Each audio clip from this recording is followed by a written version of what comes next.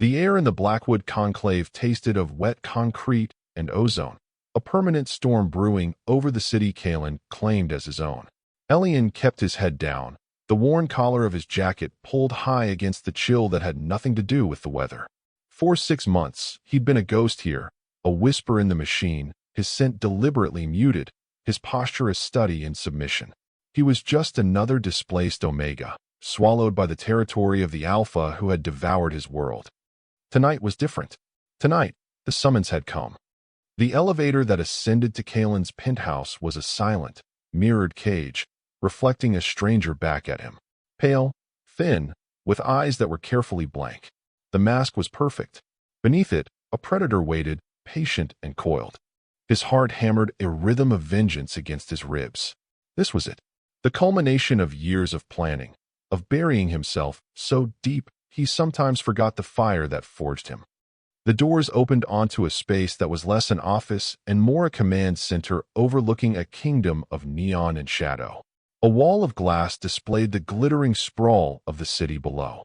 And in the center of it all, silhouetted against the urban constellation, stood Alpha Kalen.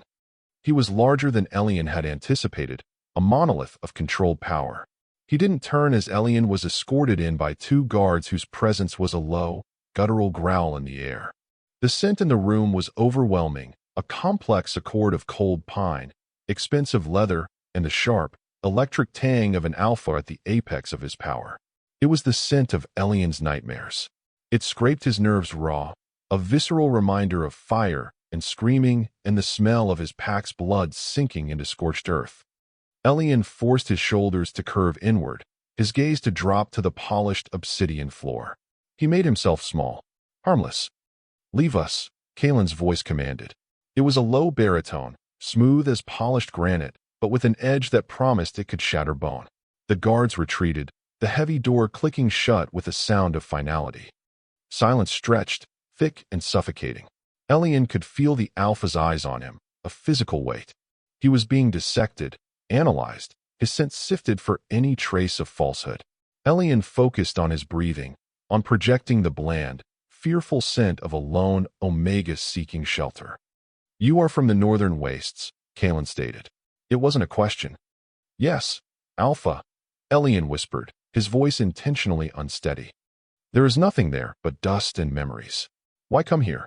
To survive, the lie was simple, believable. It was the truth for so many. Kalen moved, the sound of his expensive shoes on the floor unnervingly quiet. He circled Elian slowly, a shark in his own waters. The proximity intensified his scent, and Elian's inner wolf, the one he kept chained and sedated, stirred with a violent, hateful snarl. Instinct screamed at him to lunge, to rip out the throat of this man who embodied all his loss. He crushed the impulse, his fingernails digging into his palms. "Your file says you have skills in archival restoration," Kalen murmured, his voice now directly behind Elian, a warm breath against his neck that felt like a brand. "An unusual occupation for your kind." The dismissal was clear. Omegas were for breeding, for comfort, for domesticity, not for preserving history. It was the exact prejudice Elian had counted on. "My sire was a scholar," Alpha another half-truth.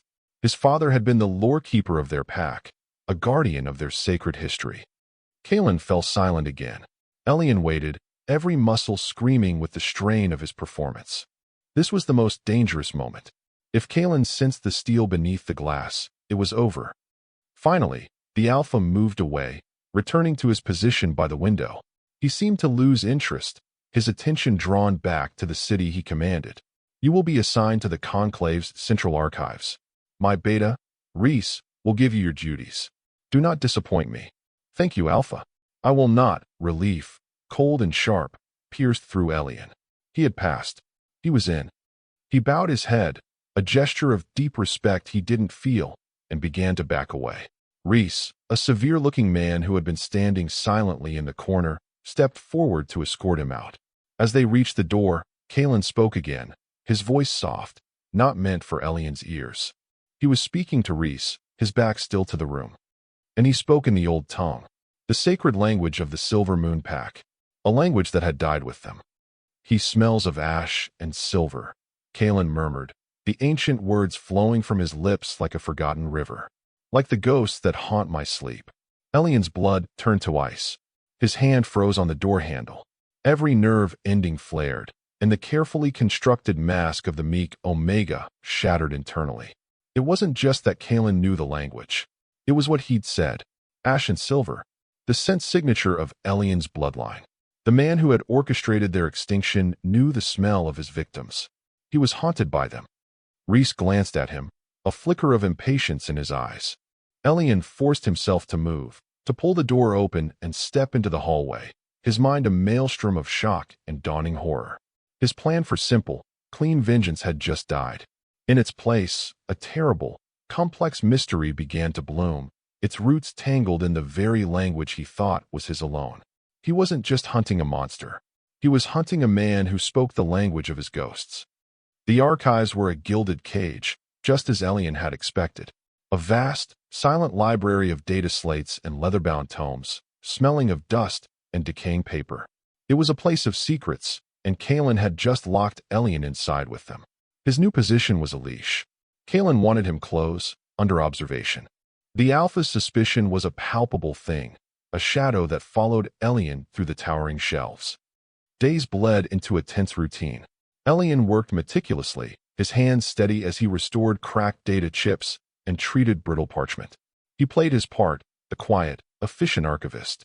But his senses were stretched thin, always listening, always watching. He learned the rhythm of the penthouse above him. Kalen's heavy tread, the low murmur of his meetings, the oppressive weight of his presence. And he listened for the whispers. They came at odd hours, when Kalen was on the phone in his office, pacing behind the glass wall. He would switch from the common tongue to the ancient dialect mid-sentence, a private aside to himself. Elian, hunched over a terminal below, would freeze, the words reaching him clear as a bell. "The shipment from the east is compromised," Kalen would mutter. "The jackals are getting bold." Was Marcus followed? He was mapping the Conclave's entire operation, one whispered secret at a time. He learned of rivalries, of betrayals, of the precarious balance of power Kalen maintained through sheer force of will. But he also heard other things, fragments that didn't fit the narrative of a bloodthirsty tyrant. One night, while a storm raged outside, mirroring the tempest in Elian's soul, he heard Kalen's voice, raw and unguarded. "Another anniversary. The moon is full, and their faces watch from the shadows. All that silver, washed away in blood. For what? A lie." Elian's hands stilled over the delicate circuit board he was repairing. A lie? The massacre of his pack a lie? The official story, the one Kalen himself had sanctioned, was that the Silver Moon Pack had been practicing forbidden blood magic, a threat that had to be neutralized. It was the justification for their annihilation. But the grief in Kalen's voice was genuine, a ragged edge of torment that resonated with Elian's own. The man was a contradiction, a ruthless killer who mourned his victims, a conqueror haunted by his conquest. The clean lines of Elian's hatred began to blur. Vengeance was a simple, pure emotion. This was a tangled knot of uncertainty. The forced proximity was its own special kind of torture. Kalen would occasionally descend into the archives, his presence sucking the air from the room. He would stand behind Elian, watching him work, his scent of pine and electricity wrapping around Elian until his skin prickled. Elian fought to control his own scent, to keep it from souring with fear or spiking with the feral aggression that churned in his gut. "You are diligent," Kalen observed one afternoon, his voice a low rumble that vibrated through the floor. "I aim to serve, Alpha," Elian replied, not looking up from the 1,000-year-old map he was restoring. "Look at me when I speak to you." The command was absolute. Slowly, reluctantly, Elian lifted his head. He met Kalen's eyes for the first time since that initial meeting. They were the color of storm clouds, dark gray and turbulent. And in their depths, he saw not cruelty, but a profound, aching weariness. And suspicion. It was always there, sharp and intelligent. "Your scent," Kalen said, taking a step closer. "It's clean. Too clean. Like a freshly scrubbed tomb." Elian's heart stuttered. I don't understand, Alpha." "I think you do." Kalen's gaze was intense, searching. "What are you hiding, little ghost?" There it was again. Ghost. The word from that first night. Before Elian could formulate a reply, an alarm blared through the building, a jarring, violent shriek.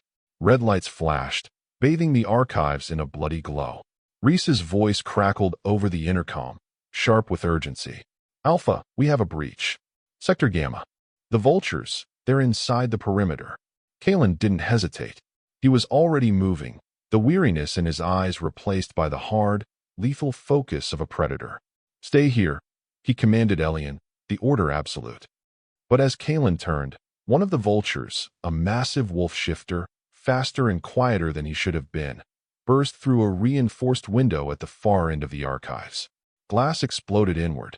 The attacker held a silver knife, its blade gleaming wickedly in the emergency lights. He was charging, not at Kalen, but at his exposed back. There was no time to think. There was only instinct. The quiet archivist, the submissive Omega, vanished.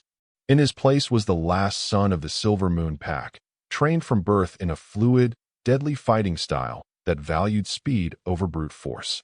Elian moved, a blur of motion. He snatched a heavy, metal-bound book from a nearby table and hurled it with pinpoint accuracy. It struck the vulture in the side of the head, staggering him for a precious second. It was all the time Elian needed. He flowed past Kalen, intercepting the assassin. He dropped low, sweeping the man's legs out from under him.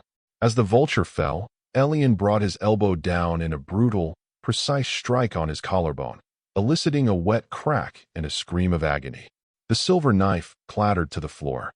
It was over in 5 seconds. Elian stood panting over the downed shifter, his body thrumming with adrenaline, the feral grace of his true nature exposed for all to see. He looked up, his eyes wide, and met Kalen's gaze. The Alpha was staring at him, his expression a mixture of shock, fury, and something else Elian couldn't name. A dawning, terrifying understanding.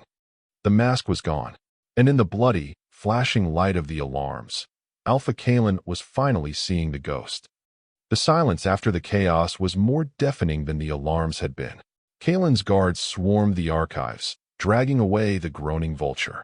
Reese was there, his face a grim mask, issuing orders. But Kalen's attention was fixed solely on Elian. The Alpha hadn't moved, his storm-gray eyes pinning Elian in place, stripping away the last vestiges of his disguise. My office.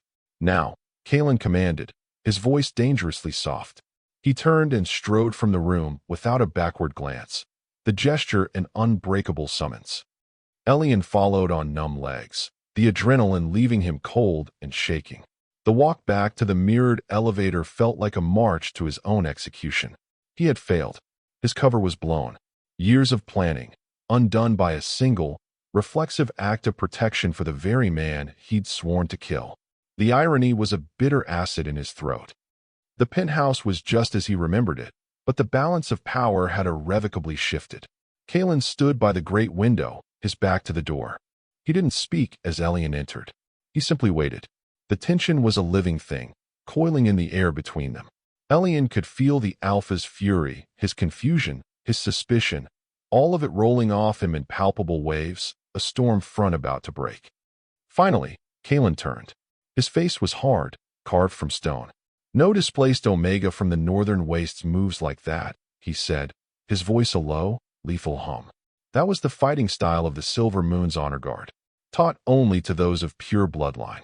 Elian's silence was his only confession. There were no more lies to tell. Kalen took a slow step forward. I have been having your scent analyzed for months. My chemists were baffled. They found traces of suppressant, yes, but underneath it, something they couldn't identify.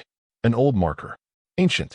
Ash, he said, his voice dropping to a whisper. And silver. He stopped, standing barely a foot from Elian. He was so close Elian could see the flecks of a darker gray in his irises, could feel the heat radiating from his body. The instinct to flee warred with the instinct to fight, leaving him paralyzed. And then Kalen did the one thing Elian was not prepared for. He spoke again in the old tongue, his voice no longer a muttered secret, but a direct, resonant question that struck Elian to his very core. Who are you, little ghost, that wears the face of a stranger but carries the soul of my sins? The ancient words, his words, spoken by his enemy, shattered the last of his control. The language of his lullabies, of his father's stories, of his pack's dying cries. Hearing it directed at him, filled with a pain that mirrored his own, broke something deep inside him. A tremor ran through him. He lifted his chin, defiance and despair warring in his eyes, and he answered. He answered in the same forgotten dialect, his voice rough from disuse but perfectly fluent. "I am the ash that is left of the fire you started," Elian replied, the words tasting of grief and rage. "I am the son of the lore-keeper you slaughtered. I am Elian of the Silver Moon, and I came here to watch your world burn." The admission hung in the air, stark and absolute. Kalen's eyes widened, the stony control on his face cracking. He looked at Elian as if truly seeing him for the first time, not as a servant, not as a mystery, but as the living embodiment of his greatest failure, a ghost made of flesh and blood. "It cannot be," Kalen breathed, taking a half-step back as if struck. "All were lost. The bloodline, it ended." "You were mistaken," Elian shot back, the language flowing more easily now, a bitter torrent. "You were careless. You left a witness. You left a weapon." The anguish on Kalen's face was not feigned. It was a raw, gaping wound. "A weapon," he repeated, his voice breaking on the word. "Child, you have no idea what you are. What you escaped." He closed his eyes for a moment, and when he opened them, the weariness Elian had seen before had returned, 100-fold. "It was a betrayal," Kalen said, his voice ragged with a confession 15 years in the making. "Not a culling. I was told your alpha, your own uncle, was consorting with dark powers, that he was sacrificing the pack to a demon. I was given proof. Doctored reports. False testimonies." He looked at Elian, his gaze pleading. "The man who fed me those lies was my most trusted advisor. The same man who led the charge that night. The same man who assured me there were no survivors. My beta, Reese." The name hit Elian like a physical blow. Reese. The severe, ever-present beta. The one who had escorted him from this very room on that first night. Suddenly, 100 small inconsistencies clicked into place. Reese's constant presence, his subtle challenges to Kalen's authority, the way he looked at Elian with a cold, knowing contempt. "He wanted the territory," Kalen continued, his voice heavy with self-loathing. "But your Pax Alpha was an old friend of my father's, and I refused to challenge him. So Reese created a monster I had to destroy. He used my power to eliminate a rival and my honor to bind me to the crime. I have lived with the ghosts of your family every day since. Your scent, it was like they had finally come to claim me." The truth was a far more venomous thing than Elian's simple story of revenge. He had spent his life hating a puppet, while the puppeteer had walked freely at his side. The foundation of his entire existence crumbled, leaving him unmoored in a sea of doubt. Before either of them could speak again, the doors to the office slid open. Reese stood there, a cruel, triumphant smile on his face. He was flanked by 6 of the Conclave's most elite guards, his guards, Elian realized with a sickening lurch. And in his hand, Reese held a silver pistol. "What a touching reunion," Reese said in the common tongue, his voice slick with poison. "I must confess, Alpha, I was beginning to think your little ghost would never reveal himself.